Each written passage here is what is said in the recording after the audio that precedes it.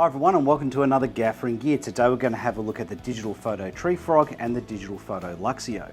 So as you've probably noticed, they're RGB. So what's the difference between these and other small RGB lights?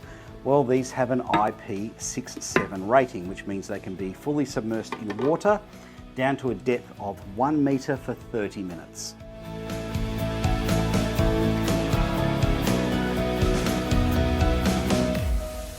Alright, so let's start off with the usual disclaimers. Digital Foto did send me this equipment and I do get to keep it for free, which would be a really big deal if they weren't so cheap. Now, Digital Foto don't get a say in the edit and my opinions are my own.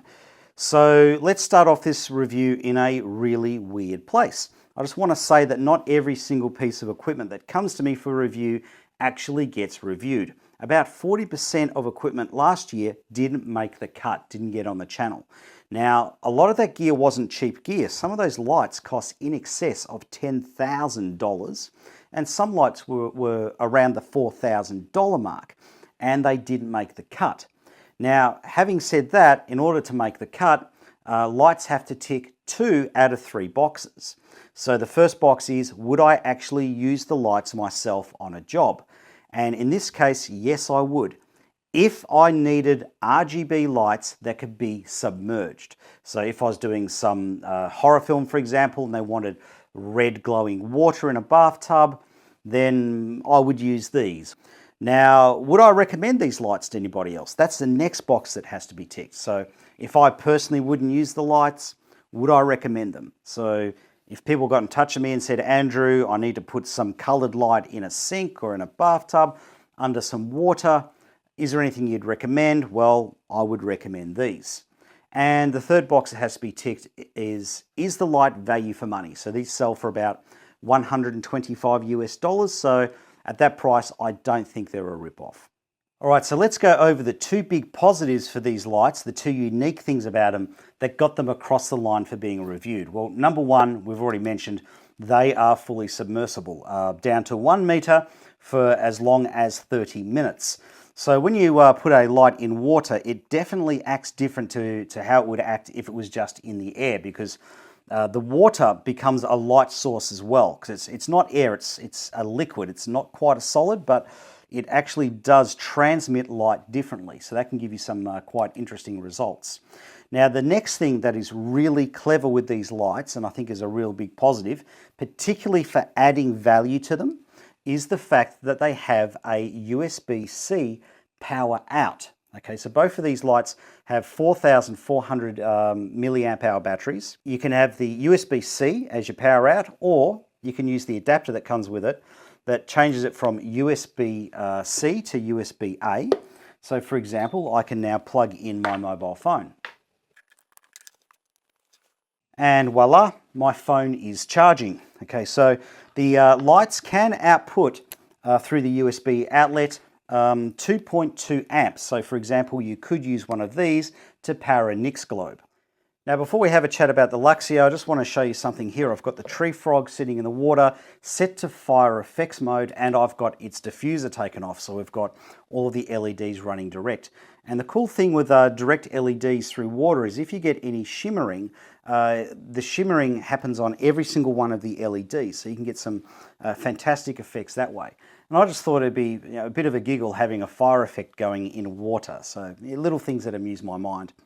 All right, so let's go through this light here, the Luxceo. So in terms of operating it, you've only got one button that you can operate it with manually, and that's the power button at the end. So if you press it once, it'll turn on. If you press it once, it'll turn off. Okay, so that's to turn it on and off.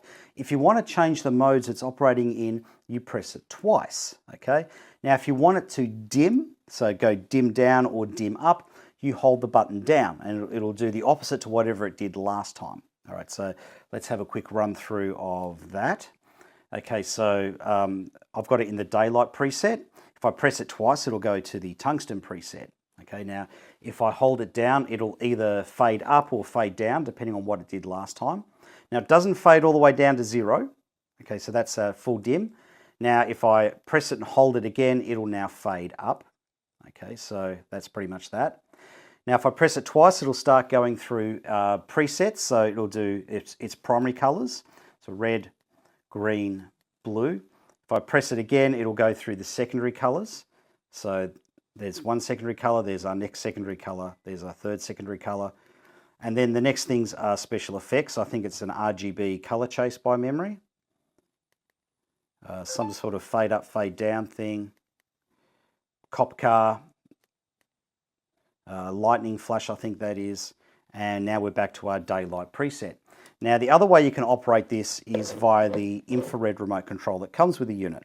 Now the infrared remote control is the same as the button on the back in terms of its functionality. So you can't dial in a CCT value, for example, or you can't dial in a hue angle, for example. So you are limited to the same preset combinations as with the on-off switch.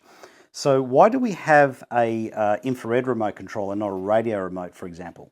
So here's the answer. A radio remote won't work through water. Okay, so sooner or later as a gaffer you discover this. You might put a tube light in a zip-tight bag and put it in the bottom of a bathtub or in a swimming pool, for example, then try to operate it off a mobile phone app or off a Lumen radio, and it doesn't work. So I asked someone who's a bit more educated than I am as to why this is the case. See, I thought it was quite simple. I thought water is denser than air and maybe the radio frequency can't get through it. But what I got told was water is conductive and it's got less resistance on the top of the water than it does deeper down. So the radio frequency hits the top of the water and just scatters across the top and doesn't make it through. So hopefully that's true. Otherwise somebody's rolling around laughing saying that they can't believe I believed that and told it to you. All right, so the infrared does work. I've tested it out. Now bear in mind, this only goes down 1 meter, okay? So, and you've got to have the infrared remote pointing at the front of it, okay? If it's not pointing at the front of it, it doesn't work, okay? So that's a trick that's going to get young people who didn't grow up with infrared remote controls with VCRs. Now, the other way you can control this is via the phone app.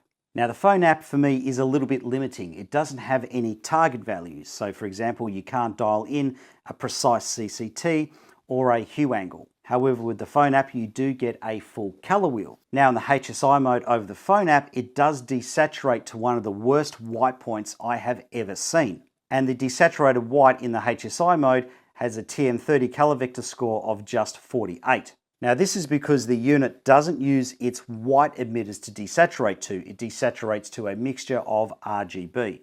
Now in complete contrast to that, in its white light mode or its daylight preset, it has a staggeringly accurate white point.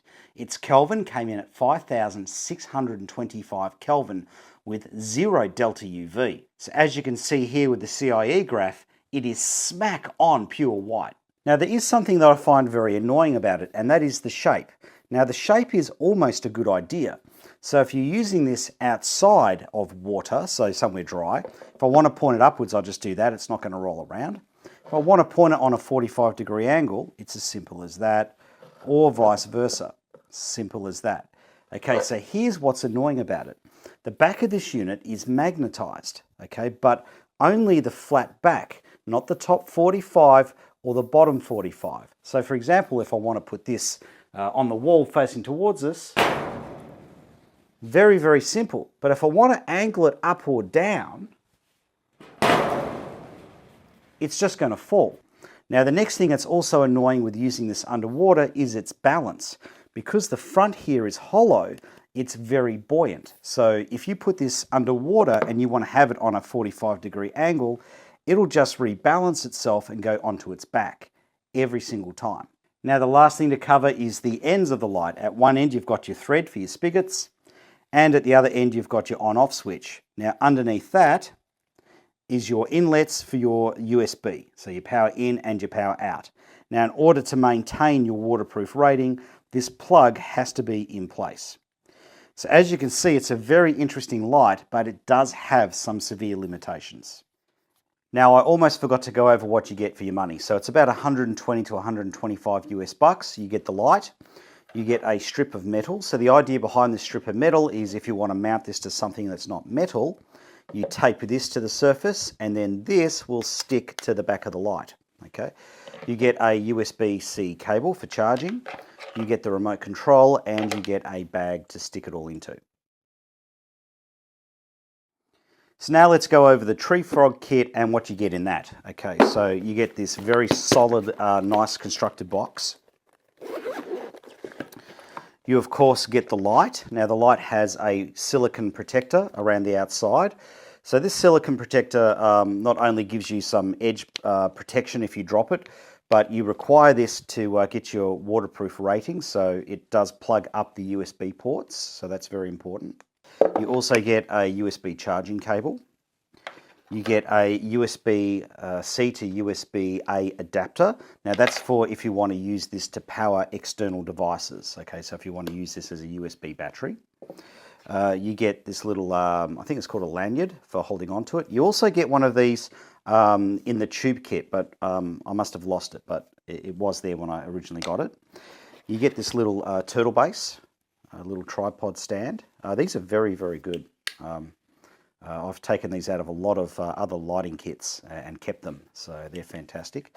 And you get a little shoe mount, so you can mount it on top of your camera. Now you also get some silicone accessories, some silicone rubber accessories. You get a diffuser, which attaches via Velcro strap. Okay, so this won't make the light any softer, but what it will do is make it one light source. So instead of getting hundreds of shadows, you only get the one shadow, okay? And you also get a honeycomb, which makes the light directional. Now, in order for the honeycomb to work, you need to have the silicone on first. Otherwise, you just get very distinct shadowing. Now I'm just going to go through a run through, and in order to do that I've taken the silicone cover off so you can see the buttons easier. Now unlike the tube, it does have a lot of buttons. So the reason it has buttons instead of say rollers or knobs is because the buttons are easier to waterproof. Okay, so let's go over the buttons. So on the top you've got your main on off. Now you have to press it and hold it down for a while for it to turn on, so it won't turn on accidentally in your kit. Now at this point it still hasn't turned on, it's in standby mode. So if you do manage to depress, have the switch depressed accidentally in transport, it's not going to flatten your battery. Okay, so at this point now, you press it and it turns on. Okay, so there we go. The next two buttons are your plus minus for your dimmer. Okay, so it dims in 1% increments. And on the display here, you can see your brightness settings, your CCT settings, and you can see your battery remain time. Now, something I've forgotten to point out, both lights, the batteries run at full brightness at 5,600 Kelvin for over 2.5 hours. So there's quite a bit of battery power in these. All right, now on the side here, you've got your 5-volt out, okay, for running this as a battery pack. Now, if you go to charge this thing, make sure you plug into the DC in, the 5-volt in. Otherwise, you'll come back to the light in a couple of hours and it won't be charged. Okay, so you've got your 5-volt out. Then above that, you've got your up and down or your plus minus for setting your other parameters. So it's currently in CCT mode. So if I use those other buttons, it'll adjust the CCT. Now the CCT range is 2,500 up to 8,500 Kelvin. Now that sounds great, but it is one of the big negatives of the light because in the CCT mode, it only works as a bicolor light. It doesn't use its color emitters to vector into a white point. So in its common values, say like 5,600, this unit is quite pink.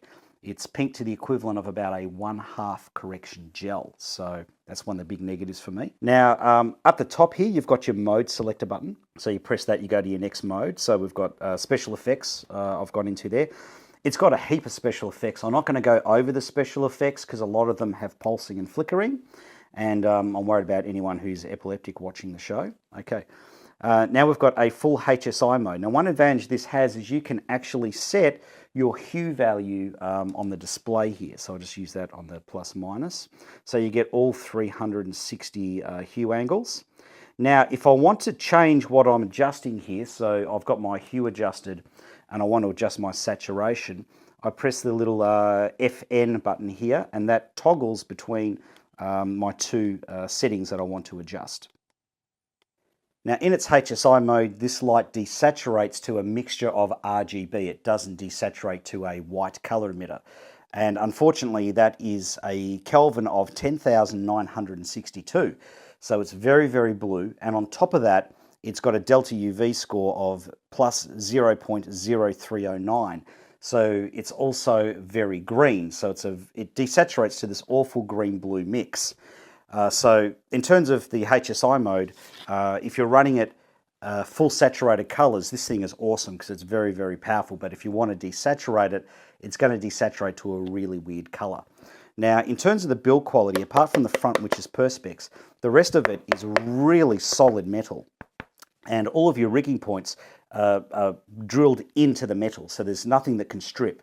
So you've got 3 rigging points, so you've got one in the center. Now, something that I really like that would have been handy on so many other lights is it also has an offset rigging point. So that would have been handy for me on quite a few jobs where I'm rigging to things like shelving. And you can also rig it vertically. All right, so let's quickly go over the pros and cons for this light, and then we'll get into the technical data for both lights. So this was an interesting one for me to review because if it wasn't waterproof, I wouldn't have reviewed it. It wouldn't have had enough merit to be on the channel. But I had a long think about it, and if I wanted full saturated color, a very bright full saturated color, and I needed that to be underwater, say in a bathtub or something like that, and I needed it to also be affordable, I can't think of anything else that does the job that this does. Now, in terms of the negatives, so the big negatives for me is the white point accuracy in both the HSI when it's desaturated and in the CCT mode. Now, in the CCT mode, this unit is quite pink. So if you set it to 5,600 Kelvin, it's about a 1/2 correction gel off white. So it's pink to about a 1/2 correction gel. Now, the interesting thing is that seems to be at the moment the big divide between prosumer lights and top-end professional lights. Top-end professional lights tend to really try hard to get their white point very neutral. Not warm, not cool, not pink, not green, just very, very neutral. Whereas prosumer lights tend to aim towards pink deliberately. So when I've asked manufacturers who make the more sort of prosumer lights why they do that, they say that that's because that's what the customer wants. They're working on jobs where they're using lights like this for interviews or on camera lights, and they can't afford a makeup artist or they don't have a makeup artist. So they want a light that adds some vibrancy to the skin tone.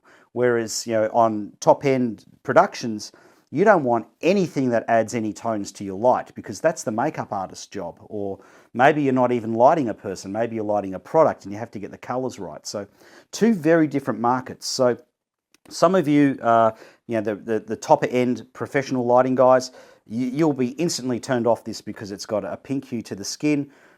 Some of you will be going, yeah, I want to buy this because it's going to make the skin tone pop and the skin tone look good. So it's an interesting thing that it seems to be the big divide between the 2 lights. And the next thing, the next negative for me is the CCT target accuracy. So if you dial in a CCT on the display here, what you dial in and what you get don't match. So the most it's out by is around the 4,000 Kelvins mark. Sorry, 4,800 Kelvin mark. It's out by 950 Kelvin. So typically, 500, 600 Kelvin out. So we'll cover those later on. So that's pretty much the tree frog. Okay, let's get into the technical data now. Now let's get into the technical data and we'll talk about the Luxceo tube first. Now I don't have a lot of data for this because I can't dial in a target value. So if I can't dial in a target value, I can't do comparisons and give you readings. All right, so we'll talk about it in the warm white preset first. In the warm white preset, I got 2,886 Kelvin with a fairly impressive SSI score of 86. The TM30 is a very respectable 94% color render with 100% saturation. Here are the individual CRI scores, and only R12 is below 90. The light has a very healthy spectrum, and its white point accuracy is surprisingly good for the cost. Now let's talk about the light in its daylight preset. So in the daylight preset, I got 5,625 Kelvin with an SSI score of 71. The TM30 color vector score was 91% color render with 100% saturation. Here are the individual CRI scores. R9 and R12 are below 90. Here is the spectrum. and the white point is smack on with 0 delta UV. Now in HSI mode at full desaturation, the light comes in at 5047 Kelvin with a delta UV score of minus 0.0334, which is roughly the equivalent of being pink by 3 full plus correction gels and a half gel, and the TN30 color vector score was a very bad 48%. Now, I almost forgot to mention the Luxceo in its daylight preset spits out 139 lux at a distance of 1 meter. All right, so let's have a look at how the tree frog compares now. So at a distance of 1 meter set to daylight, the tree frog outputs 306 lux. Now let's have a look at our CCT accuracies between 2500 Kelvin and 2900 Kelvin. You are pretty much just exercising your finger when you press the buttons. Pretty much doesn't matter what you put in, you're going to get an average of 2620 Kelvin. Now between 3000 and 3900 Kelvin, the light is typically under by minus 538 Kelvin. Between 4000 to 4900 Kelvin, it is typically under the target value by 865 Kelvin. And between 5000 Kelvin and 6000 Kelvin, it is typically under the target value by 793 Kelvin. Now let's have a look at its white point accuracy. So we're seeing if it's got any pink or green hue. So between 2500 Kelvin and 2900 Kelvin, it is typically out by minus 0.0019 delta UV, which is less than a 1/8 correction gel, so very acceptable. Between 3000 and 3900 Kelvin, it is typically under the Planckian curve by delta UV score of minus 0.0053, which is roughly about the 1/4 correction gel mark, so noticeably pink. Now between 4000 Kelvin and 4900 Kelvin, that jumps to a delta UV score of minus 0.0096, which is about a 1/2 correction under the Planckian curve, or 1/2 correction green required to get it back to neutral. And between 5000 Kelvin and 6000 Kelvin, you're looking at an average delta UV score of minus 0.0092, which is about a 1/2 correction gel out. Now let's talk about color render. So between 2500 Kelvin and 5400 Kelvin, this has a TM30 color vector score of 92. And between 5500 Kelvin to 7500 Kelvin, which is where I stopped measuring, it came in at 91. Now let's take a closer look at some of our CCT values, starting with 2500 Kelvin. When I dialed in 2500 Kelvin, I got 2627. With a TM30 color vector score of 92% color render with 102% saturation. Here are the individual CRI scores. R8, R9 and R12 are below 90. Now considering this is all the way down at 2500 Kelvin, it does have a very solid wavelength. And the light is slightly pink with a delta UV score of 0.0015. When I dialed in 3200 Kelvin, I got 2726. Now, if you want to get closer to 3200 Kelvin, you should dial in 3900 Kelvin. The SSI score was 82. The color render was 92% color render with 103% saturation. With CRI, R8, R9 and R12 are below 90. Here is the wavelength. And the light is slightly more pink than a 1/8 correction gel, with a delta UV score of minus 0.0033. When I dialed in 4400 Kelvin, I got 3526, with a TM30 color vector score of 92%, with 104% saturation. With the CRI scores, only R12 is below 90. Here is the wavelength analysis. And the white point is way off pure white with a delta UV score of minus 0.0098, which makes it roughly a 1/2 correction gel off white. When I dialed in 5600 Kelvin, I got 4902. Now, if you want to get 5600 Kelvin, I would suggest dialing in 6000 Kelvin. The SSI score was 70%. The TM30 color vector score was 91% with 104% saturation. With the CRI scores, only R12 and R9 were below 90. Here is the wavelength analysis. and the light was pink to roughly a 1/2 correction gel with a delta UV score of minus 0.0092. Now let's have a look at how it dials in its primary and secondary color vectors. Red, which should be 0, came in at 1 degree. Green was smack on the money at 120 degrees. Blue was also smack on the money at 240 degrees. Yellow, which should be 60 degrees, came in at 84 degrees. Now, if you want a yellow light, I would suggest dialing in 30. Cyan, which should be 180 degrees, came in at 203 degrees. And magenta, which should be 300, came in at 255. All right, so that brings us to the end of another review. See you on the next episode of Gaffering Gear. Take care, everybody.